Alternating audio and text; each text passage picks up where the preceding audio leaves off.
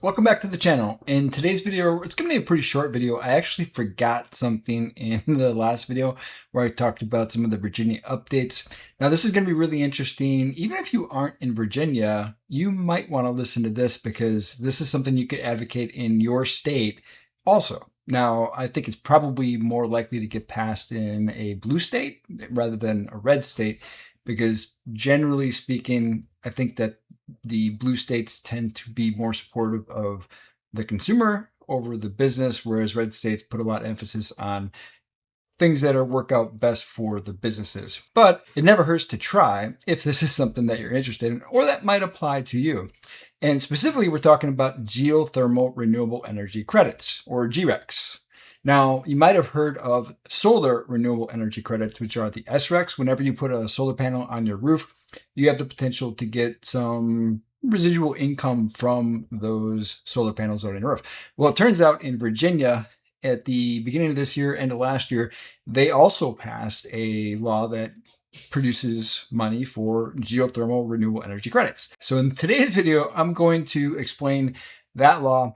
Now, I was going to just do a video right after I did the last one, just a quick update, but I decided to hold off a little bit as I went through the process myself so I could show you what the results of my system are here in Virginia. So I'll actually show you a real world case of how much I'm potentially going to get from these GRECs from having a geothermal system installed in my house. All right, let's go ahead and jump right in.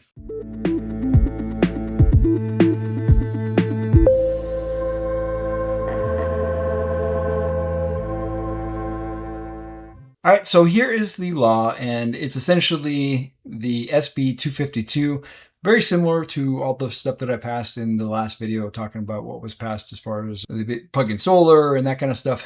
But in this particular case, let's just kind of scroll down here. There are a couple of key things. And really, it just added geothermal. This is a law that already existed. They just added geothermal for these credits, hence the GRECs.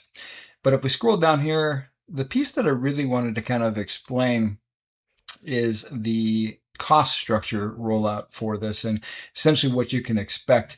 And this paragraph here, beginning with 2027 compliance year and thereafter, this is what we're talking about as far as potential purchases. So 0.5% in 2027, 0.75% in 2028, and 1% in 2029 and thereafter. Now, this potentially means that because they are required to buy these credits at these percentages, it might result in higher amounts of value, essentially, in the coming years.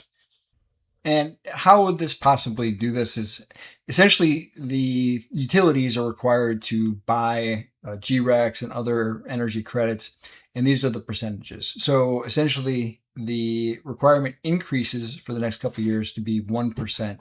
Now, how supply and demand works is you have a demand requirement, which we know is going to become 1%. If the supply doesn't increase or it increases a lot, in the case of it not increasing, then price typically goes up because there's a limited amount of supply. Now, if a whole bunch of people decide to install geothermal and there's a whole bunch of supply, then the price either stays the same, decreases. So that's essentially what we can expect to potentially happen. Now, again, there's no guarantees on any of this, and I haven't received any payments, but I did apply for them here in Virginia. And I'm going to show you essentially what the breakdown or some of the estimates that process shows. Now, they're supposed to be kind of conservative, and they actually do provide a very conservative approach, and then they have a more optimistic estimate also, and it's pretty interesting. Let's dive into it. Now, here's the estimate that I got for my system. Let's go ahead and scroll down here to the important parts here. So annual GRECs estimated 29 with a spot price of $20.50. Now, this is essentially close to what I'm getting for my solar credit. So this is about what I get for each month. I get about $20 for one solar credit. Now, in the summer months, my solar credits, I typically do two. So I get around $42 to $44. It varies. It's always fluctuating on how much I get each month, but it's about the same. So essentially, my annual spot is around $586. Again, this is just for installing the system. I'm getting paid this for installing the system. Now, Next year's estimate on the low side is $50 and its high side is $90. Now, again, based on the percentages, the demand is going to increase with each year that passes in 2027, 28, and 29. But this is the first year, and I think it's at the lowest essentially that it's going to be. So we can see my annual for 2027 of the average of this $50 and $90 is $2,000 next year, just for installing the system. Now, I had the benefit of installing with the federal tax credit. If I actually got this every single year, I would very quickly justify having paid as much money as I did for that system. I was only a few $1,000s away from the comparable system, just switching over to a heat pump system from the gas. So my geothermal system really wasn't that much more expensive, but it's going to make me potentially a couple $1,000s per year. Now, again, I don't know for sure. The numbers may shift, they may increase, they may decrease. This is probably fairly optimistic. It's always nice to, have an optimistic thought process on this. But if you're curious how this works out, definitely subscribe to the channel, turn on notifications. I'll do regular updates. Once I start getting the actual payments, I'll provide a video update. And then at the end of the years, I'll probably do updates as well, just to kind of keep you updated on how this works out. But if it pulls out to $2,000 per year, that will be a massive win for geothermal systems here in Virginia. Now, in Virginia, we have some pretty strong lobbying groups that were pushing for stuff like this. Again, geothermal is not cheap. The more that the state and the more that the federal government can do to incentivize this, the better. Now, like I said, I got the federal tax credit. That was a huge incentive for me.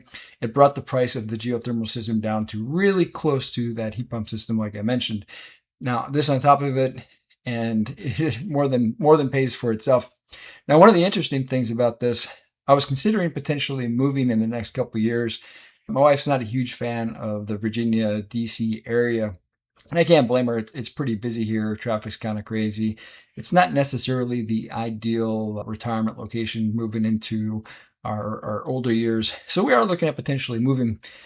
Even if I sold this house, I could continue to get this for as long as the system's installed.